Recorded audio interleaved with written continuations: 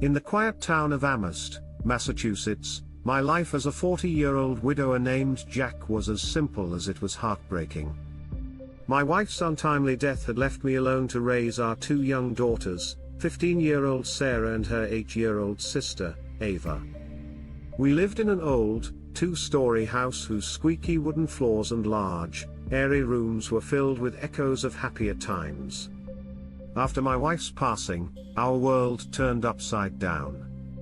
Amidst the grieving, Sarah found solace in a new friend from her school, a boy named Thomas, who was 2 years her senior. Thomas had his own tale of woe. An orphan, he was living with a distant aunt in the same town. He seemed like a regular teenager, polite, a bit shy, and Sarah seemed to light up around him. I was relieved to see her smile again. The first signs of unease arrived subtly. It began with misplaced items around the house, a cereal box in the fridge, shoes under the living room table, little oddities we chalked up to distraction. Then food started disappearing more rapidly than usual from our pantry, and we often woke up to strange noises at night. One day, Sarah came to me visibly distressed. She had found a message etched onto her bedroom window from the inside, "I'm watching you." I felt a chill run down my spine.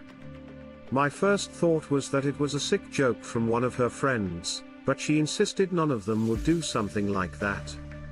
One evening, while we were having dinner, Ava started talking about the funny clown she had seen around the house. We laughed it off, thinking it was part of her imaginative play. That was until she showed us a drawing she made, an eerie figure with a grotesque clown face and the words, "I see you," scrawled on the page. A feeling of dread washed over me, but I did my best to conceal it, assuring Ava it was just her imagination. Things escalated quickly after that. The noises grew louder, more deliberate, and Ava continued to mention the clown, growing visibly distressed. I felt a gnawing unease, unable to shake off the feeling that something was terribly wrong. One evening, as I tucked Ava in, she pointed to a corner of her room, saying, "The clown is there." My blood ran cold, and I felt my heart pounding in my chest. There was no one there? I assured her it was just a nightmare, but it was clear that she was terrified. Days turned into a week. The house seemed to be transforming into a sinister entity, whispering chilling threats in our ears, pushing us to the edge. I couldn't ignore the signs anymore. I decided to call the police, explaining the situation to them. While waiting for them to arrive, Sarah, Ava and I huddled together in the living room, the lights turned on. The dread was palpable, clinging to us like a second skin. The creaking noises seemed to grow louder, mocking us. Then, suddenly, a chilling giggle echoed from somewhere upstairs. The blood rained from my face as I recognized the sound. It was the giggle of a child, Ava's giggle. When the police arrived, I led them through the house, every room, every corner, until we reached the attic. The attic was mostly used for storing old belongings, a place we seldom visited. As we ascended the stairs, I felt a nauseating mix of fear and anticipation. In the attic, hidden behind old boxes and furniture, we found a makeshift room. And inside that room, wearing Ava's clothes and a ghastly clown mask, was Thomas. He sat quietly, rocking back and forth, as if in a trance. I felt the world spin around me. The boy who had brought a glimmer of happiness to my grieving daughter had turned our lives into a living nightmare. He was immediately taken into custody. A cold shiver ran down my spine as I saw the officers lead him away. The boy's face, usually shy and innocent, was a mask of pure, unadulterated evil. After Thomas' arrest, a hollow silence filled our house. The shock of the incident had shaken us to the core. We spent sleepless nights replaying the events in our heads, the haunting image of Thomas in the clown mask making our skin crawl. The police informed us that Thomas was under heavy sedation, and wouldn't be causing any more trouble. Despite their reassurances, the dread refused to leave us, the safety of our home forever shattered. We decided it was best to leave our house temporarily, hoping to find some peace away from the memories it now held. My sister lived a couple of hours away, in the bustling city of Boston. We packed our bags and left, locking up the house that had once been our sanctuary. It felt strange, like leaving behind an old friend. The car ride was silent, with Ava and Sarah lost in their own thoughts. Life in Boston was a stark contrast to our quiet town. The city noises helped drown out the echoes of our past, offering a semblance of normalcy. Days turned into weeks, and slowly we began to feel safe again. Safe from the prying eyes, from the invisible threats lurking in the dark. One day, we decided to return to our home, hoping to reclaim the peace that had been taken from us. As I turned the key to our house, I felt a lump in my throat. The house was just as we had left it. Yet, it felt different, almost like a stranger. We spent the day cleaning and arranging, trying to erase the signs of our abrupt departure. As evening fell, Ava called out to me. She was standing by the living room window, pointing outside.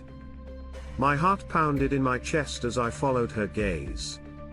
There, in the dim light, stood a figure at the edge of the woods. The figure of a clown. Panic surged through me. I quickly ushered Ava and Sarah away from the window and dialed 911. The officers arrived promptly, their presence an eerie echo of our past. They scoured the area but found no signs of the clown.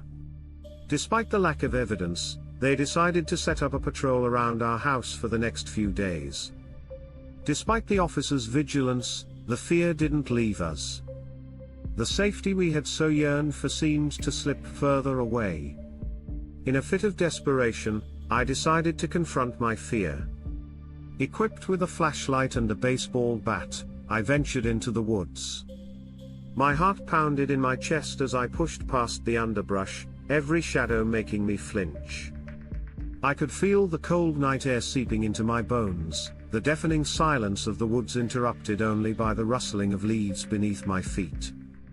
After what felt like an eternity, I came across a small clearing. And there, against the silhouette of the dense trees, I saw a small, makeshift hut, eerily reminiscent of the room we'd discovered in our attic. With a pounding heart and a tight grip on my bat, I approached the hut. Inside, I found a disarray of objects, strewn about and covered in dust. Among the mess, a worn-out clown mask lay ominously, its empty eyes glaring at me. My blood ran cold. There was no doubt in my mind, Thomas had been here. I stumbled back, a scream lodged in my throat. I bolted out of the woods, the horrifying sight of the clown mask seared into my mind. I reached home, gasping for breath.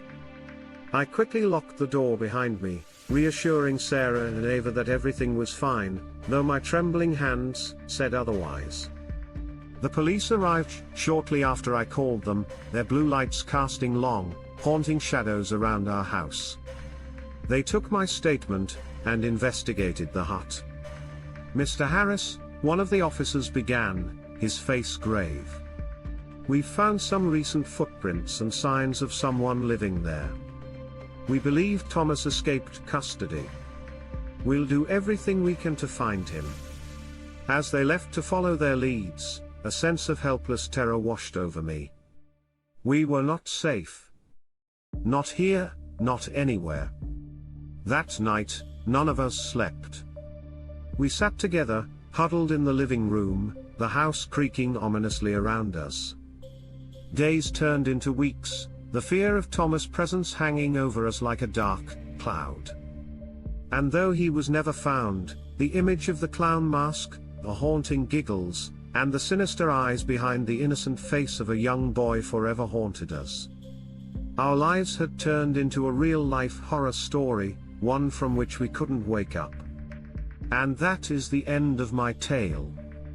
One that, even now, fills me with an unshakable dread. A story that serves as a grim reminder that sometimes, the most chilling horrors are those that invade our everyday lives, lurking in the shadows of our very homes. The tale of the stranger who lived within our walls, hiding behind the innocent laughter of a child, a living nightmare dressed as a clown.